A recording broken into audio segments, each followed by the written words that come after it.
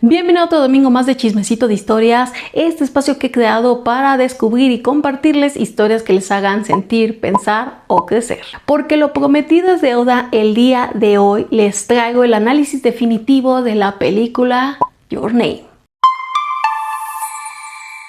Y antes de comenzar ya se la saben que este video va a ser largo, así que vayan por algo de comer y de beber para que juntos disfrutemos de nuestro Chismecito de Historias. Y bueno, empecemos por el principio.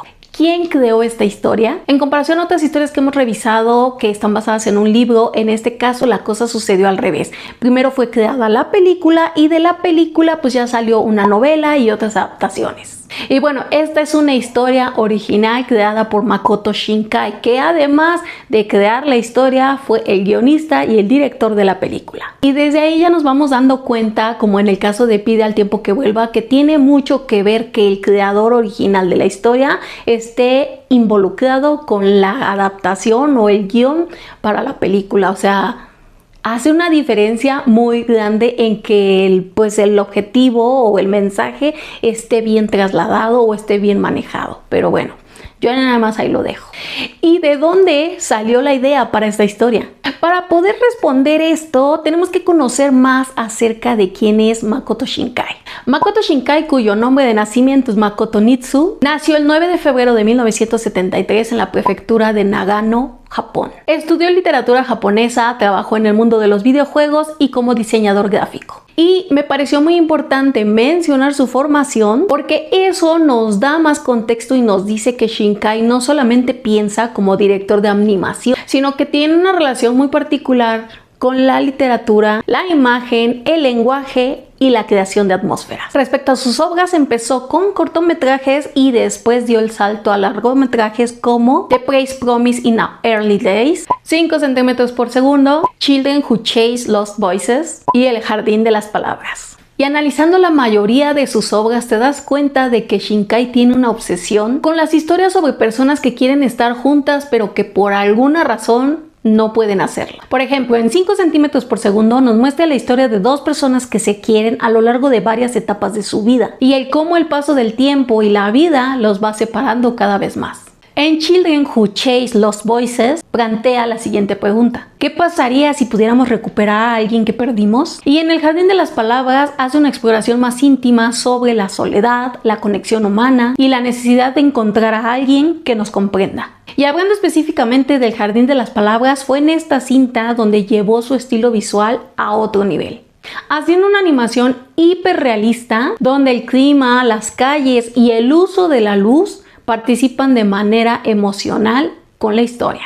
Estilo que claramente llevaría a Your Name. De hecho, si a mí me lo preguntan, mi película favorita de Shinkai no es Your Name, es El Jardín de las Palabras. Además de todo eso, también habría otras chispas iniciales para crear esta historia. Como por ejemplo, un comercial que creó en 2014 titulado Crossroad para la Academia de Preparación de Exámenes ZKAE. En ella vemos la historia de un chico de Tokio y una chica de un pueblo rural que no se conocen pero cuyas vidas se entrelazan al estarse preparando para hacer el mismo examen. Fue ahí donde Shinkai decidió expandir este concepto, el de dos extraños conectados por el destino antes de conocerse. Parte también de las inspiraciones para esta historia fue que ya ven que les comenté que él estudió literatura japonesa, fue un poema de una poeta del siglo X llamada Ono no Komachi. Un poema que habla sobre una persona que tiene un sueño y sueña con alguien, pero no está seguro de saber, no sabe si sí fue un sueño o fue realidad.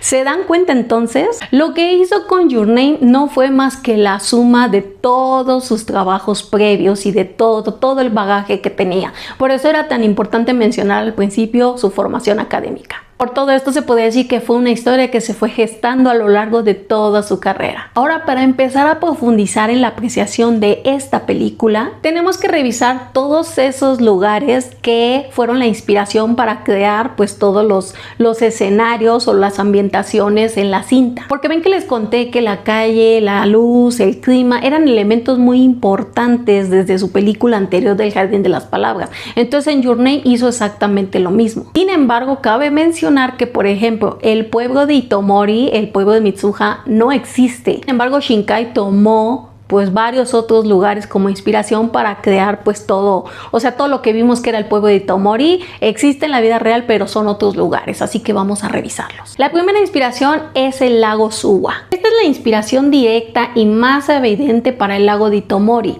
Shinkai nació en Nagano, como ya les había dicho, por lo que conocía bien la geografía de esta zona rodeada de montañas. Otro sitio que aportó la arquitectura, atmósfera rural y los edificios claves fue Hida, un sitio ubicado en la prefectura de Gifu. Y de este lugar los sitios que tomaron como inspiraciones, por ejemplo, la estación de Ida Furukawa. Esta es la estación de tren a la que llegan Taki, Tsukasa y Okudera cuando buscan a Mitsuha. De hecho, les voy a estar compartiendo imágenes del lugar real y de la película para que vean el nivel de detalle en la animación. Otro sitio es la Biblioteca Ciudadana de Ida. Esta es la biblioteca donde Taki investiga el historial de víctimas del cometa Tiamat. Otro sitio es el santuario Ida Sano. Su arquitectura sirvió de base para el santuario Miyamizu, donde Mitsuha y Yotsuha realizan las danzas rituales Kagura. Otro sitio es la parada de autobús de Miyagawa Ochiai. De ahí es la pequeña marquesina donde el grupo descansa durante su búsqueda. Otro sitio es la isla de Aogashima. Esta isla volcánica real, que tiene un cráter dentro de otro cráter, inspiró la topografía del altar sagrado de la familia Miyamizu, donde guardan el Kuchikamisake en la cima de la montaña. Esos fueron para crear la atmósfera de Itomori, pero también para la parte de Tokio tomaron inspiración de varios sitios diferentes. Y aquí nos arrancamos con uno de los lugares quizás más emblemáticos, el lugar sello de esta película, que son las escalinatas del santuario Suga. Estas son las famosas escaleras con la barandilla roja donde Taki y Mitsuha se cruzan y se preguntan sus nombres en la escena final de la película. De hecho, este sitio se ha vuelto un lugar 100% turístico. Hay muchas personas que van ahí cada año para tomarse fotos, para recrear la escena. Inclusive, hay muchas pedidas de mano en ese lugar. Otro es la estación de Shinanomachi. La pasarela peatonal frente a esta estación es donde Taki se queda mirando su teléfono tras su cita fallida con la señorita Okudera. Otro sitio es el cruce de la torre de control de tráfico. Es el cruce urbano con semáforos circulares que aparece en las secuencias de transición de la ciudad. Otro sitio es el Café La Bohème, que fue la inspiración para el restaurante de comida italiana de estilo renacentista donde Taki y la señorita Okudera trabajan como meseros. Otro sitio de inspiración fue el Centro Nacional de Arte de Tokio. Este vino siendo el Museo Futurista donde Taki y Okudera van a su cita y comen en el restaurante elevado. Otros sitios que aparecen de fondo en múltiples tomas de paisaje urbano de Tokio son el santuario Yotsuga-Suga y la torre NTT Domoko Yoyogi. Todo esto es importante tenerlo en cuenta para ver el nivel de detalle de esta cinta y aparte el por qué les decía yo al principio que Shinkai es muy especialista en crear atmósferas y eso pues tiene mucho que ver con esto, el hecho de que recrea animadamente lugares que sí existen y lo hace con un realismo muy hermoso. Ahora demos un salto más profundo a esta historia y vamos con algo que nos encanta a todos, la parte de los simbolismos. El primer simbolismo y el más evidente es el hilo rojo que usa Mitsuha en su cabello y el concepto de musubi. El lazo rojo que fabrica la familia de Mitsuha es el símbolo visual más importante. En el sintoísmo, el dios guardián de la tierra se llama musubi, palabra que condensa toda la filosofía de la película. Y estos elementos representan, por un lado, el entrelazamiento y flujo. La abuela Hitoha explica que tejer el hilo es un reflejo del tiempo mismo. Se conecta, se entrelaza, a veces se frena, se corta, se vuelve a unir. Y por otro lado, todo esto representa el destino, ya que hace referencia a la famosa leyenda del hilo rojo del destino, pero con una vuelta de tuerca. Aquí el hilo no solo une a dos personas en la distancia, sino a través de distintas líneas temporales, es decir, 3 años de diferencia. Aquí lleva el lazo como pulsera durante años sin saber su origen, manteniendo la conexión viva. El segundo simbolismo muy importante es el Kuchikamisake y el intercambio de almas. El sake sagrado preparado por Mitsuha mediante el proceso ancestral de masticar e insalivar el arroz actúa como un recipiente espiritual. Por un lado, deja parte de sí misma en él, Al ser elaborado con fluidos corporales y energía vital, el Kuchikami Sake contiene, digamos, pues la mitad de Mitsuha. Por otro lado, representa el puente temporal. Cuando Taki bebe este sake en la cueva de Goshintai, ingiere la esencia pura de Mitsuha, lo que le permite conectar de nuevo con su alma y viajar al pasado para intentar salvarla.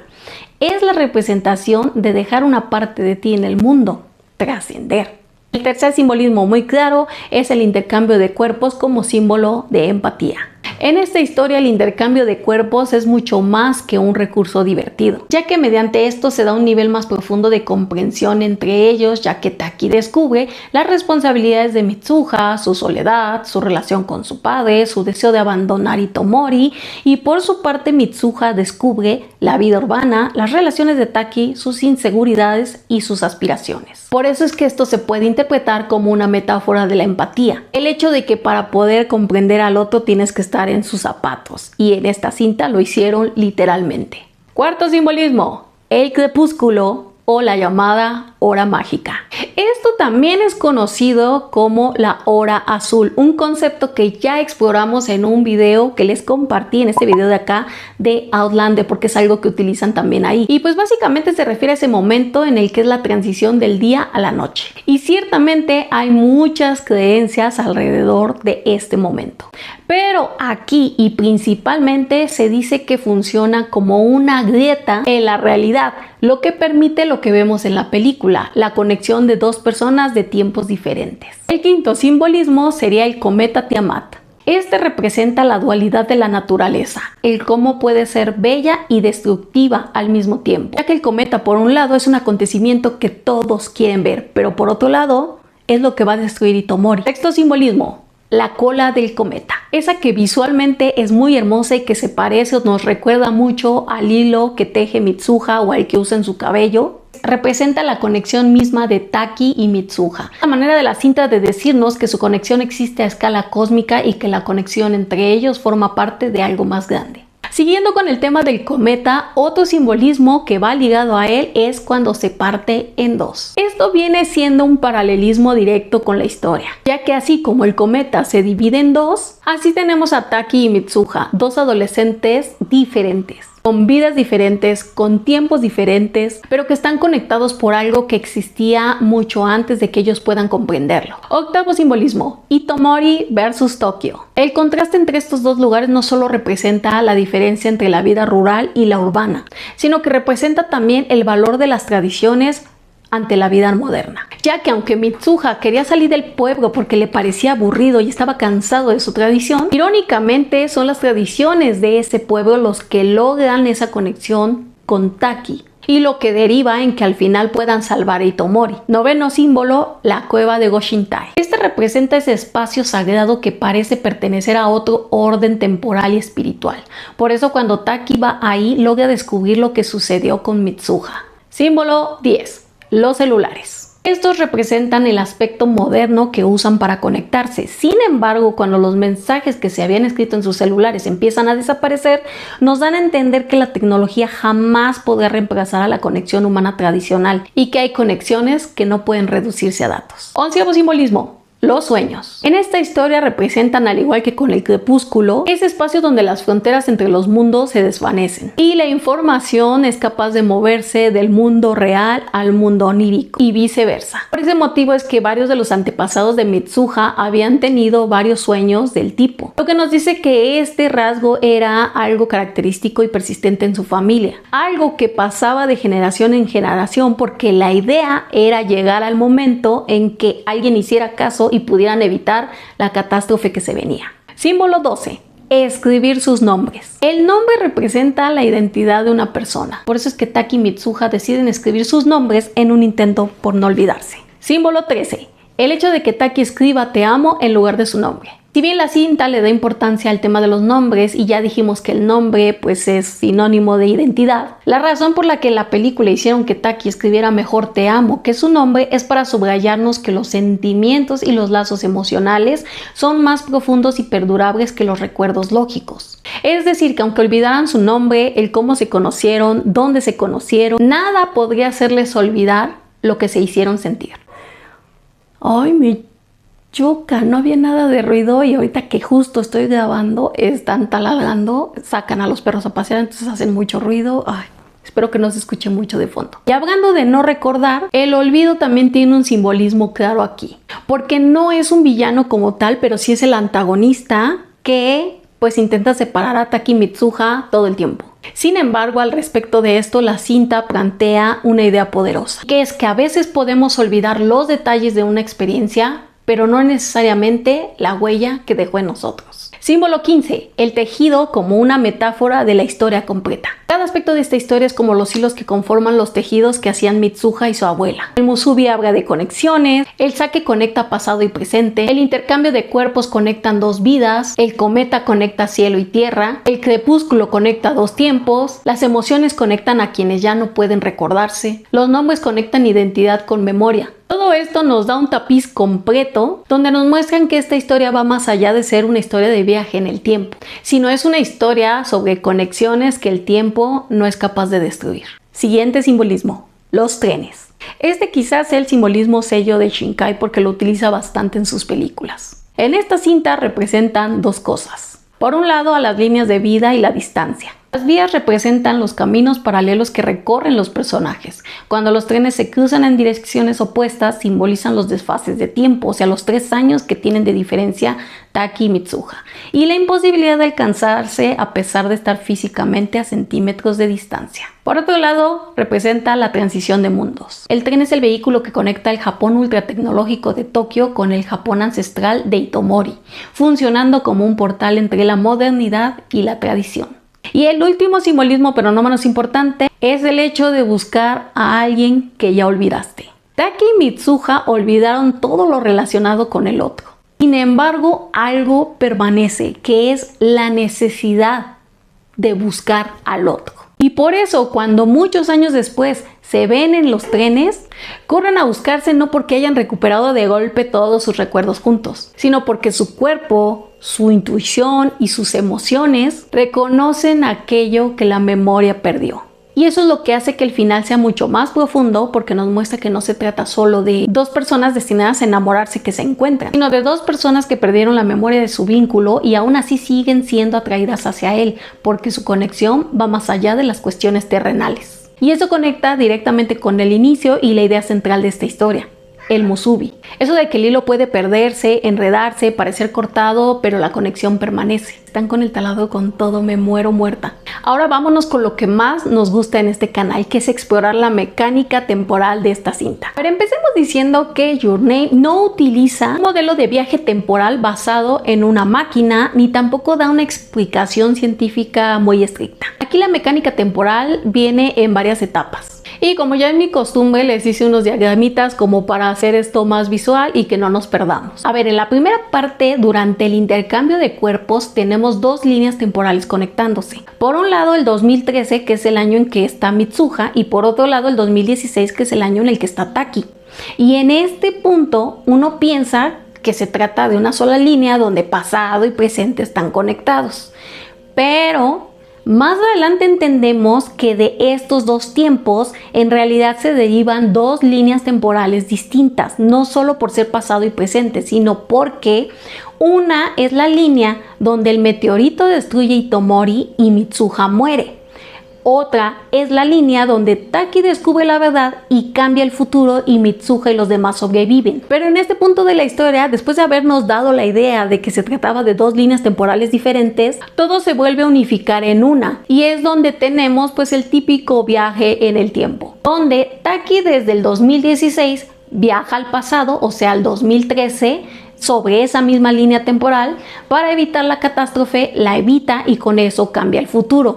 Pero por todo esto, en este punto surge la siguiente paradoja. Si Mitsuha sobrevivió desde el principio en la nueva realidad, ¿de dónde obtuvo Taki la información de que había muerto para poder salvarla? Y esta es una paradoja que ya habíamos visto en otras historias, que es una paradoja de Bootstrap, ya que no se sabe en sí ya el origen de la información con la que Taki salva a Mitsuha.